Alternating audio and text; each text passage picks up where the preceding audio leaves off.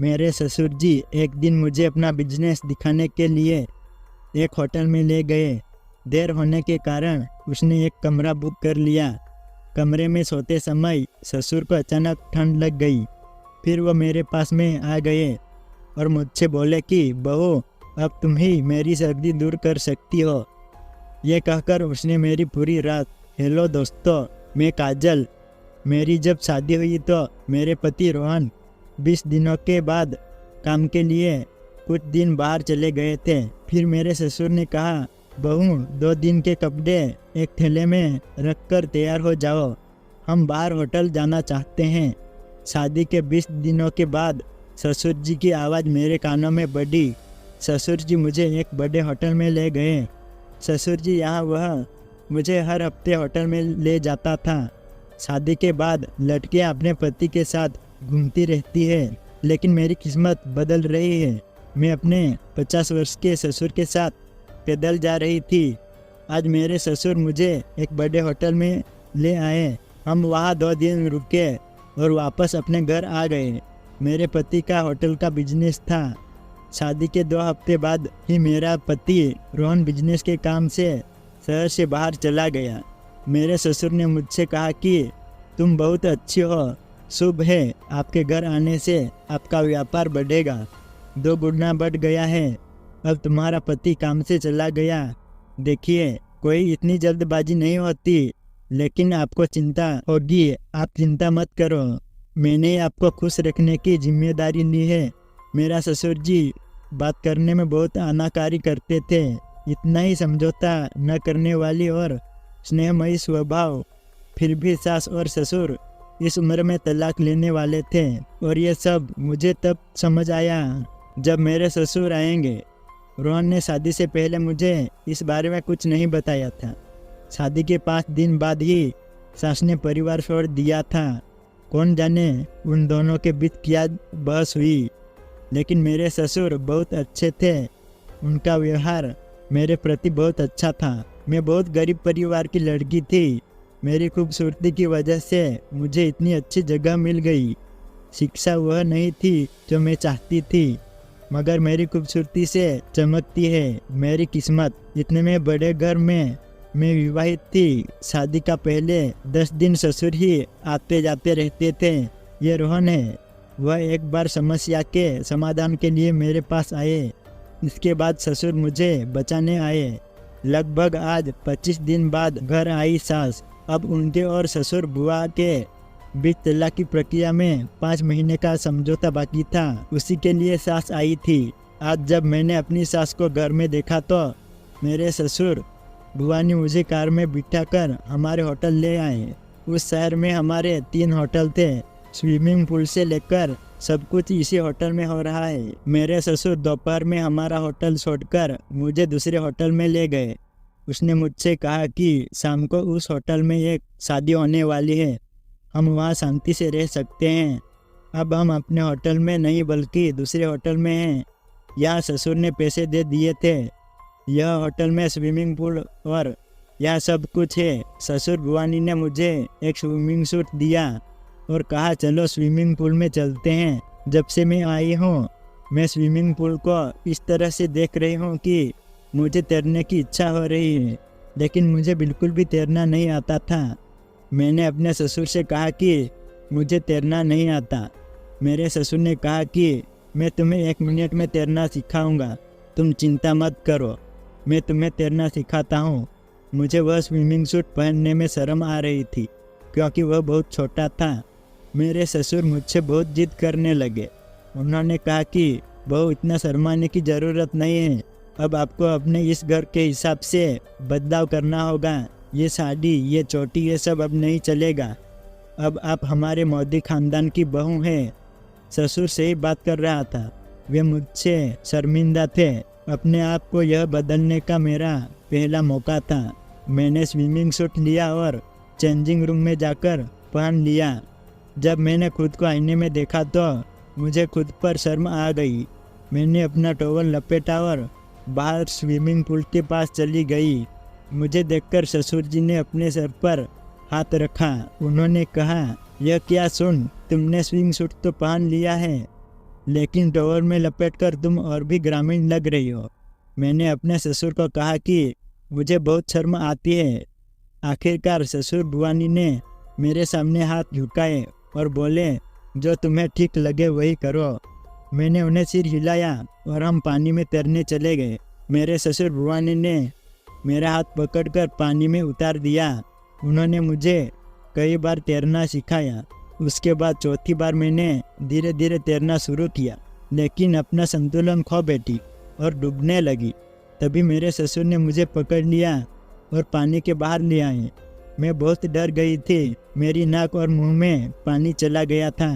ससुर बुआनी ने मुझे उठाकर पानी से बाहर ले आए। जब मुझे होश आया तो मैं देखा कि मेरा शरीर पोंछ लिया गया था। मैं अपने कमरे में बिस्तर पर सो रही थी। मेरे ससुर मेरे सामने सोफे पर बैठकर पेपर पढ़ रहे थे। जब मैं खड़ी हुई तो मेरे ससुर ने मुझे घूर कर देख रहा था। उन्होंने कहा, क्या तुम्हें अच्छा नहीं लगता बहू? उन्हें मैं बिना जवाब दिए बाथरूम में चली गई। खुद को आईने में जब मैंने देखा तो मुझे बहुत शर्म महसूस हुई, क्योंकि इतनी छोटी ड्रेस में मैं अपनी ससुर के सामने थी। फिर मैंने स्नान किया और पूरे शरीर के कपड़े पहने और बाहर चली गई। मुझे अपने ससुर कहीं नज़र नहीं आ रहे थे। मैं अपने कमरे में आई। ससुर ने मुझसे फिर पूछा, क्या तुम ठीक हो? मैंने उन्हें सिर हिलाया। ससुर बुआनी ने मुझे एक थैला दिया। मैंने उसमें कुछ फैंसी ड्रेस देखी। उन्होंने मुझसे कहा कि हम लोग को बाहर घूमने जाना है तो तुम ये कपड़े पहनो। उन्होंने जो कपड़े दिए वो छोटे थे, लेकिन बहुत छोटे नहीं थे, तो फिर मैंने इसे पहन लिए। आज ससुर जी कहाँ घूमने ले जाएंगे? शाम को हम डिनर के लिए दूसरे होटल में जा रहे थे, लेकिन मेरा सिर बहुत भारी हो रहा था, इसलिए मैंने बाहर जाने से मना कर दिया। मेरी सास ने कहा कि अब हमें घर चलना चाहिए। मुझे अच्छा महसूस नहीं हो रहा। वे मेरी बात सुने। शाम को घर के लिए निकले। जब मैं घर आई तो मेरी सास मुझे घूर घूर कर देख रही थी। मैं बिना खाना खाए सो गई। 4 दिन हो गए थे। मुझे रोहन का कोई फ़ोन नहीं आया था और मैंने भी उनसे फ़ोन नहीं किया था। सुबह उठते ही मैंने उससे कॉल किया, लेकिन उसका फ़ोन स्विच ऑफ आ रहा था। फिर मैंने फ़ोन रख दिया और कमरे से बाहर चली गई। मेरी सास सुबह जल्दी उठकर नाश्ता बनाती थी, पानी भरती थी और कुछ नहीं करती थी। इन नौकरों को घर में नाश्ता बनाना था। पूरा दिन रहता है पानी। मुझे यहाँ कोई टेंशन नहीं थी। जबकि मैं नाश्ता कर रही हूँ, देखा कि सासू माँ डाइनिंग टेबल पर बैठकर नाश्ता कर रही थी और ससुर जी बाहर हॉल में बैठे थे। चलो भी बुढ़ापे में वे एक दूसरे का ख्याल रखते थे, लेकिन उनमें से कुछ चीज़ें अलग थी। नाश्ता खत्म होते ही सास ने कहा, बहू मेरे कमरे में आकर मुझसे मिली। उनके कमरे में जैसे ही मैंने अपना नाश्ता खत्म किया, मैं वहाँ गई। सास के कमरे में जाकर उसने दरवाज़ा बंद कर लिया। उन्होंने मुझे अपने पास बिठाया। उसने कहा, दामाद जी, आपका और मेरा एक दूसरे से कोई लेना देना नहीं है। केवल आप में एक महत्वपूर्ण बात करना चाहती हूँ। अपने ससुर से यथासंभव लंबे समय तक रहें। उसकी आंखें अच्छी नहीं हैं। अब वे बूढ़े दिखने लगे हैं, इसलिए उन्होंने तुरंत मुझसे तलाक दे दिया। तलाक के बाद आपकी उम्र की लड़की वे पत्नियों के रूप में लाएंगे। उनका तलाक ही वह कारण था जिसमें अब समझ सकी हूँ। लेकिन ससुर जी के मन में क्या विचार थे? मैं अपनी माँ से फ़ोन पर बात कर रही थी और उन्हें अपने घर में जो कुछ भी चल रहा था वह सब बताया। तब माँ ने कहा, काजल, तुम अपनी सास की बिल्कुल भी बात मत मानना। तुम्हारी सास के पास कोई संपत्ति नहीं है। यह सब तुम्हारे ससुर का है। आप जो भी करें करते रहें, उन्हें पीछे न छोड़ें। अगर तुम अपने ससुर के विरुद्ध कुछ करोगी तो तुझे उनकी संपत्ति का टुकड़ा भी नहीं मिलेगा। आपने इतने साल गरीबी में गुजारे हैं। अब अगर अच्छा और समृद्ध जीवन जीने का मौका मिले तो उसे न चूकें। हो सके तो उनके बीच विवाद में न पड़े। जैसा तुम्हारे ससुर कहे वैसा ही करना। मेरी माँ सही थी। मैं इतने सालों तक अपने दिल से गरीबी में जी रही थी। अब जब मुझे सब कुछ मिल गया तो मैं अपनी सास के कहने पर सोने के अंडे देने वाली मुर्गी को खाना खिलाना बंद नहीं कर सकी। मेरा असली लक्ष्य सारे बुआ थी। मेरे पति अपना बिजनेस संभाल रहे थे। उसके नाम पर लगभग कुछ भी नहीं था। मेरे पास ससुर बुआ के करीब जाने और रोहन के नाम पर संपत्ति अर्जित करने का अच्छा मौका था। रोहन अपने ससुर के व्यवसाय के लिए कड़ी मेहनत कर रहा था। वही उनकी पत्नी का इस ओर ध्यान नहीं था। आज मुझे पूरे दिन अपने पति की याद आ रही थी और आज मेरा नसीब था जो रोहन रात में घर आ गया। आज मैं बहुत खुश थी। रोहन एक हफ्ते घर आ गया। रोहन एक हफ्ते से घर पर था। मैंने उससे कहा कि हम हनीमून के लिए कहीं नहीं गए हैं, क्या हम बाहर घूमने चलें? उन्होंने कहा, मुझे लगता है कि यह घर और इसकी सुख सुविधाएं आपके लिए बहुत ज़्यादा हैं, बाहर घूमने क्यों जाएं? मैंने आपके लिए काम से एक हफ्ते की छुट्टी ली है। अब मैं 2 महीने तक घर नहीं आऊँगा। एक और नए होटल पर विचार किया जा रहा है, तो मैं उसी में व्यस्त रहूँगा। मुझे बार बार फ़ोन मत करो। जब मेरे पास समय होगा तो मैं तुम्हें फ़ोन करूँगा। और अगर बाहर जाना है तो कभी बाज़ार चले जाओ। रोहन ने मेरी बातों को ज़्यादा सीरियसली नहीं लिया। उसने मुझे मूर्ख समझा और मुझसे इस तरह बात की। मुझे बहुत गुस्सा आया। उसने अपना बैग उठाया और अपने काम पर निकल गया। मैं अपने कमरे में बैठी रो रही थी। मुझे उसकी बात पर बहुत बुरा लगा। जब मैं रो रही थी तो मेरे ससुर मेरे कमरे से बाहर जा रहे थे। मुझे रोता देखकर वे कमरे में आए। मैंने रोते हुए उनसे सारी बात बताई। फिर उन्होंने कहा कि बहू, मैंने तुमसे कहा था कि अब तुम्हें चेंज करना पड़ेगा।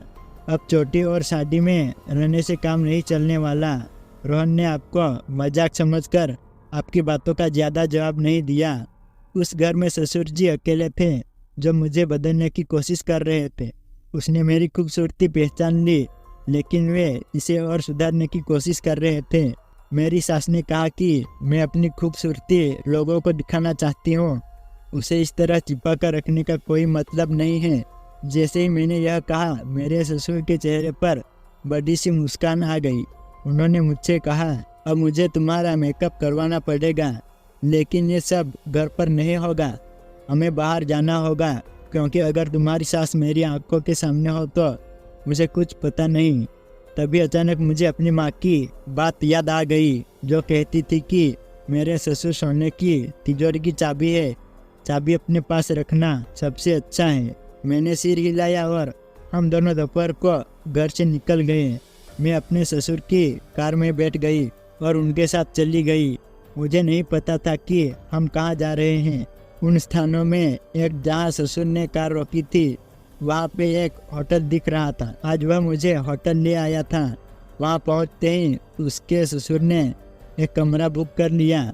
जब वह कमरे में आया तो उसने कुछ फ़ोन घुमाए। इसके बाद कुछ पार्सल हमारे कमरे में आए और कुछ देर बाद एक महिला वहाँ आई। वह मेरा मेकअप ओवर करेगी। मेक ओवर कर लिया, इसलिए जब मैंने मेक ओवर के बाद खुद को देखा, मैं खुद पर विश्वास नहीं कर सकी।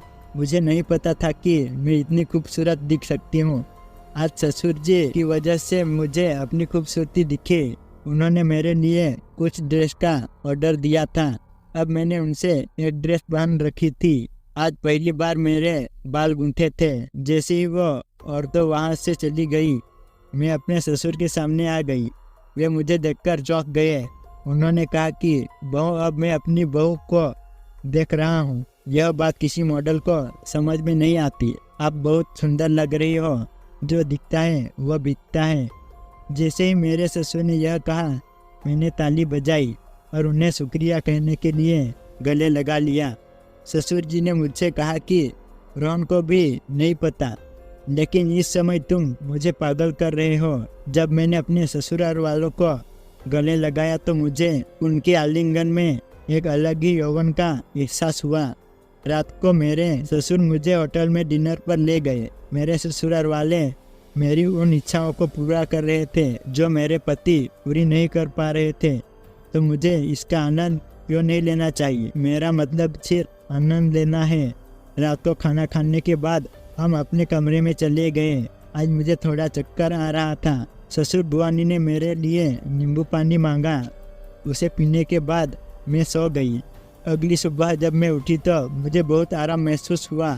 मुझे ऐसा लगा जैसे मैंने अपने पति के साथ समय बिताया हो। सुबह हम लोग नहाने का पानी लेकर घर की ओर चल पड़े। मेरे ससुर ने मुझे अपनी कार में घर छोड़ा और अपना कुछ काम करने के लिए बाहर चले गए। जब मैं घर आई तो मेरी सास मुझे इतनी छोटी ड्रेस में देखकर देखती रह गई। वह मेरे पास आई और मुझसे बोली कि अगर तेरा ससुर तुझे पागल बना ही दे तो लेकिन एक बात ध्यान रखें कि वह आदमी जितना दिखता है उतना ही भोला होता है। यह मत भूलो कि तुम उनकी बहू हो। थोड़ा संभल के रहना। वह ऐसा आदमी है जो बता सकता है कि उसका पैर कब फिसलेगा। सास खुद ही अपने पति को कसकर पकड़ लेगी और वह अब मुझे ससुर के बारे में चेतावनी दे रही थी। चाहे वह कुछ भी कहे मुझ पर कोई फर्क नहीं पड़ेगा। मेरी सास को जल्द ही यह घर छोड़ देना चाहिए था। ऐसे ही कुछ दिन बीत गए। मैं रोहन के साथ कुछ ज़्यादा ही बातें कर रही होगी। उस दिन रात के खाने के बाद मेरे ससुर मेरे कमरे में आए। उनके हाथ में कुछ दस्तावेज थे।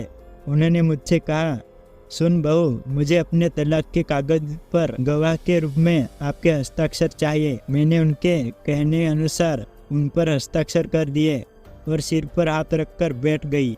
ससुर जी ने मुझे देखा और फिर से कमरे में आ गए। उन्होंने मुझसे कहा, क्या हुआ बहू, तुम ऐसा सोचकर क्यों बैठी हो? ससुर जी, मैंने यह सब इसलिए किया था ताकि रोहन मुझे देख सके, लेकिन देखो कितने दिन हो गए हमारी साधारण वीडियो कॉल नहीं हुई। वह इतना व्यस्त कहाँ है? तुम कुछ दिन तक उसका काम संभालो। वह भूल गया है कि उसकी एक पत्नी है, लेकिन आप उसे कभी नहीं भूलते। मुझे याद दिलाए। ससुर ने मेरी बात पर सिर हिलाया और कमरे से बाहर चले गए। अगली सुबह जब मैं उठी तो मुझे मिचली आ रही थी। डॉक्टर ने मुझे कुछ दिनों तक तेलीय भोजन न खाने को और दूर रहने को कहा है। सास देखभाल करने के लिए अपने कमरे में चली गई, लेकिन ससुर जी मेरे लिए फल लेकर आए। वे मुझे इतना भर रहे थे कि मुझे वहाँ निकलना पड़ा। मैंने उनसे कहा कि ससुर जी बैठो, इतनी खेती करोगे तो 2 दिन में मेरा वजन बढ़ जाएगा। मैं 5 दिन में ठीक हो गई। रोहन ने मुझसे कहा कि वह 2 महीने बाद घर आएगा, लेकिन जब मैंने उन्हें फ़ोन किया तो उन्होंने कहा कि इसमें 3 दिन और लगेंगे, काम थोड़ा बढ़ गया है। उसके बहाने से मेरा सिर घूम गया। इसके अलावा आज सास ससुर में जोर जोर से झगड़ा हो गया। ससुर गुस्से में घर छोड़कर चला गया। पूरे 2 दिन बीत गए, न तो मेरे ससुर घर आए और नहीं मेरे पति रोहन। रोहन भी काम में व्यस्त था, लेकिन ससुर नाराज होकर घर से निकल गए थे। जब मैंने उन्हें फ़ोन किया तो वह बंद दिखा रहा था। मुझे ठीक ठीक पता था कि वे कहाँ होंगे। मैं उन्हें वापस घर लाने के लिए घर से निकली। जिस होटल में मेरे ससुर मुझे ले जाते थे वह उनका पसंदीदा होटल था। यही मैंने उनसे सुना है। उन्होंने कहा कि अगर मुझे कोई टेंशन होती है तो मैं यहाँ आ जाता हूँ। होटल पहुंचकर मैंने उसका रूम नंबर लिया और उसके कमरे में चली गई। घंटी बजाते ही ससुर ने दरवाज़ा खोला। उसके और उसकी सास के झगड़े के बाद 3 दिन बीत चुके थे, लेकिन वह अब भी काफ़ी तनाव में दिख रहे थे। जैसे ही मैं उससे कुछ कहने वाली थी, उसने मेरा हाथ पकड़ लिया और मुझे कुछ तस्वीरें दिखाई। मैं बहुत चौंक गई। मैं वहीं बैठी रही। मेरी आंखों से आंसू बहने लगे। कुछ देर बाद रोहन उस कमरे में आया। हमें साथ देखकर उसने कहा, पापा आप बहुत तेज़ी से चल गए। आप अपने बहू के साथ। वही शब्द सुनकर मैं उसके दोनों कानों के नीचे खेलने लगी। मैंने उसे वो फोटो दिखाए और कहा, यह आपके हफ्ते का काम है। रोहन ने जिस व्यक्ति को तुम्हें मेरे सामने बुरा दिखाने की कोशिश कर रहे हो सकता है कि आपकी और आपकी माँ की मेहनत कभी पूरी ना हो। मैं सब कुछ समझती हूँ। तुम ऐसी फिरंगी लड़की की मदद से अपनी सारी संपत्ति नष्ट करने के लिए निकले हो। ससुर ने मुझे सब सच बता दिया था। रोहन सास के पहले पति का बेटा था। वह सच्चा दामाद नहीं था। उन्होंने उससे वही नाम दिया, लेकिन ये दोनों रोहन और उसकी माँ ससुर की संपत्ति हड़पने की कोशिश कर रहे थे। रोहन ने एक होटल गिरवी रखा था और अपना सारा पैसा अय्याशी पर उड़ा दिया था। ससुर ने सास और उसके बेटे को अच्छा जीवन दिया, नाम दिया, लेकिन दोनों की नज़र में सिर्फ अपनी दौलत पर थी। ससुर ने कहा कि मेरी 35 साल की उम्र तक शादी नहीं हुई थी। मैंने अपना आधा जीवन अपने व्यवसाय में बिताया। जब मेरी शादी हुई तो कुछ वर्षों के बाद केवल मेरी पत्नी को सच्चाई समझ में आई, इसलिए मैंने उससे तलाक देने का निर्णय लिया। मेरे पीछे कोई नहीं था जिस पर मैं भरोसा कर सकता हूँ, लेकिन बहू मैंने तुम्हारे स्वभाव पर ध्यान दिया है। तुम्हें होटल ले जाने का यही मेरा कारण होगा। मैं तुम्हें हमेशा कुछ न कुछ दिखाता रहता था। मैं तुम्हें होटल ले जा रहा था ताकि तुम कुछ चीज़ें सीख सको। मैंने अपनी सारी संपत्ति तुम्हारे नाम कर दी है। अब तुम पहले से अधिक समझदार और बुद्धिमान हो गई हो। मैं चाहता हूँ कि अब से आप मेरा सारा कारोबार संभालें। उस दिन जिन कागज़ों पर मैंने तुम्हारे हस्ताक्षर लिए थे वे संपत्ति के कागजात थे। आपने बिना पढ़े ही इस पर हस्ताक्षर कर दिए। इस समय मैंने अपनी संपत्ति सही व्यक्ति को सौंपी है। मैं यह देखकर चौंक गई थी कि मेरे ससुर मुझ पर इतना भरोसा करते थे। उन्होंने रोहन को संपत्ति से बेदखल कर दिया। यह सब सुनकर वह क्रोधित होकर वहाँ से चला गया। मैंने अपने ससुर से कहा कि होटल का समय खत्म हो गया है, चलो अब घर चलते हैं। मेरे इतना कहते ही मेरे ससुर जाग गए। उन्होंने मुझे आशीर्वाद दे दिया और सारा कामकाज मेरे हाथ में छोड़कर तनाव मुक्त हो गए। मैंने उससे और खुद से वादा किया कि मैं उनका विश्वास हमेशा बनाए रखूंगी। पिछले कुछ दिनों में ससुर जी ने मुझे दुनियादारी सिखाई।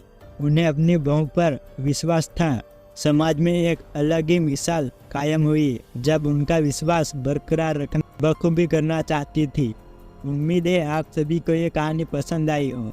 अगर पसंद आई तो वीडियो को लाइक और ऐसी वीडियो देखने के लिए हमारे चैनल को सब्सक्राइब जरूर करें। धन्यवाद।